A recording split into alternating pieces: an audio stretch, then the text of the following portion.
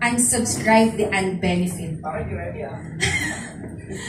Unsubscribe the unbenefit. Ano po ba yan? Dahil po ba Ate Joy sa kakapanood mo ng Gyeongson?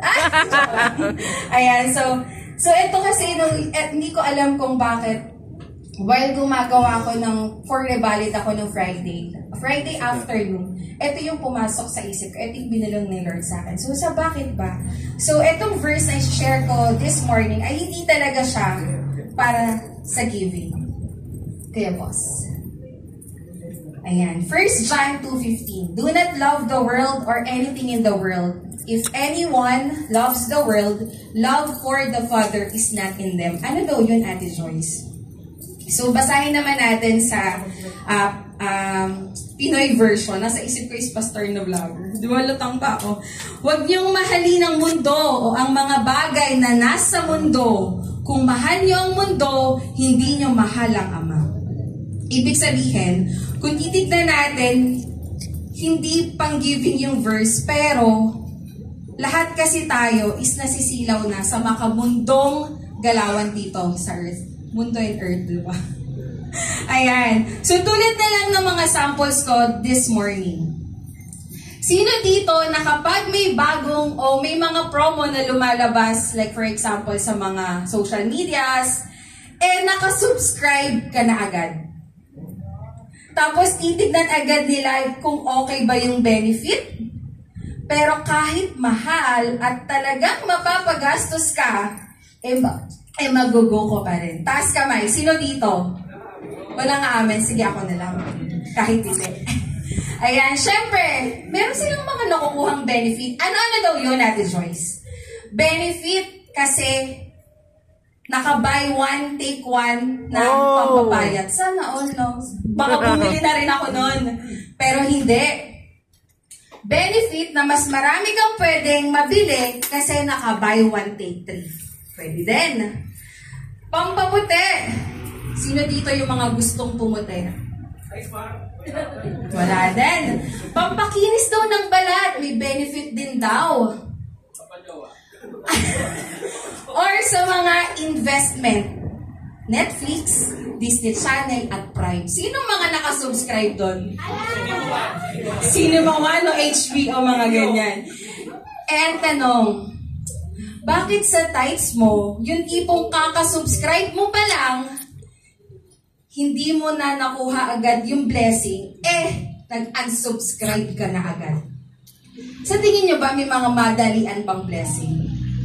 Pero sa mga Netflix, sa Prime, HBO, Cinema One, or sa mga internet natin or whatsoever, kahit na nagbabayad ka ng malaki, okay lang sa'yo. Diba? Kaya ko po nasabi yun kasi mahilig tayo sa mga agarang blessings. Yung tipong kakatimes mo lang or kakabigay mo lang ng first fruit mo, gusto mo agad-agad yung blessing na makukuha mo. Ready na bang lahat para sa first fruit? Parang konti pa lang, Pastor G, konti pa lang. Tandaan natin na ang blessing ina-earn yan. Amen.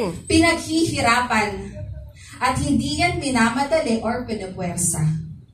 Amen. Tulad na lang ng mga sinabi ko kanina, pampaputi nga. Sa tingin mo ba kapag binili mo yung pampaputi na sabon na yun or mga iniinom, kinabukasan maputi ka na? No. Hindi, di ba? Matagalan din. Yung pampapayat, kapag ba ininom more, binili more, mamaya bukas payat ka na? Sana all, pengi ako. Di ba?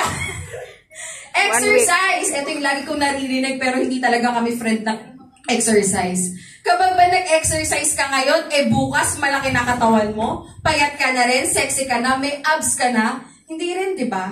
Pinaghihirapan din yan. Amen. So, hindi naman sa lahat, di ba? So, bakit sa tithes mo, kakabigay mo lang, gusto mo blessing agad? Amen.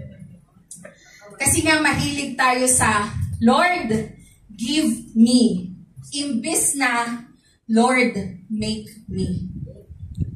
Give me kasi, Lord, bigyan mo po ako ng ganito, bigyan mo po ako ng ganyan, bigyan mo po ako ng ganito. Lagi tayong nagsasabi kay Lord na bigyan tayo. Naisip mo na rin ba na magsabi sa Kanya na Lord, make me. Make me a good person. Make me a blessing po sa others. Naiintindihan yung pagkakaiba ng give me at saka ng make me. Ba't ako naiyak? So, kita niyo yung difference, di ba? Pero tignan mo nga na kahit hindi ka faithful sa tithes and offering mo, still, pinagpapala ka pa din. Kahit na mas nangingibabaw sa'yo ng paglaan ng pera at panahon dun sa mga bagay na wala namang nabibigay na benefit sa spiritual life mo, still, nakasubscribe ka pa din. And worse, nire-renew nyo pa kahit malapit na at kahit mas nagmamahal pa. Diba? Sa Netflix. Naalala nyo ba nung July?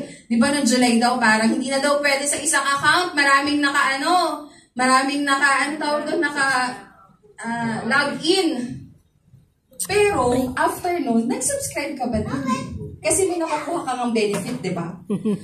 Ang tanong, kapag ba hindi agad binigay ni Lord yung blessing sa'yo, pagpapatuloy mo pa rin yung subscription na in-avail mo sa Kanya, at ang mga subscription na yun is yung unlimited wisdom, unlimited grace, unlimited mercy, and unlimited blessing na kapag ikaw ay naging faithful sa tithes and offering.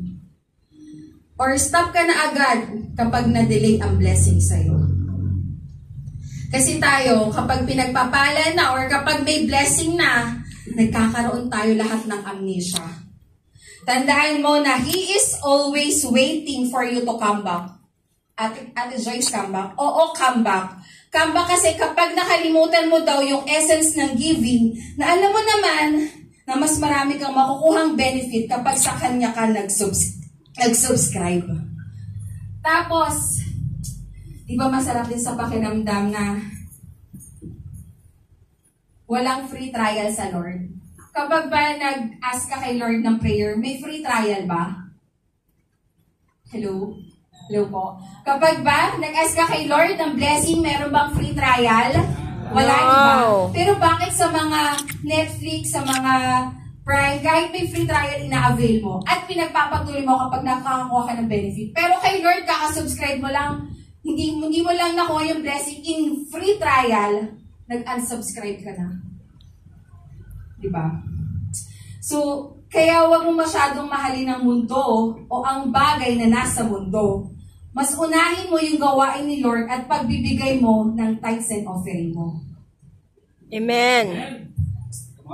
Ayun. So, ang lesson po natin for this morning ay, remember, rather than subscribing for anything that makes no sense in this world, try to subscribe to your tithes and offering that will definitely give you a blessings. Amen. So, Amen. maraming salamat po. So, let's pray po. Tawagan ko po yung Ashley.